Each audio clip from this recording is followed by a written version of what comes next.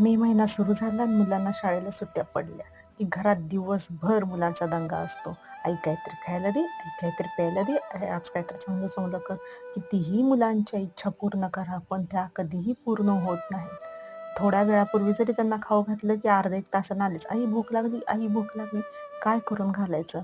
दररोज वेगवेगळं काहीही करून खायला घातलं, तरी आज काहीतरी नवीन कर, काहीतरी वेगळं कर, काहीतरी वेगळं कर. अरे बाबा, काहीतरी, काहीतरी म्हणजे नक्की काय असतं? कोणीतरी सांगा. म्हणून आज मी काहीतरी वेगळं म्हणजे तिला पूर्ण व्हेजिटेबल्सचं पराठा करून खायला घालणार आहे.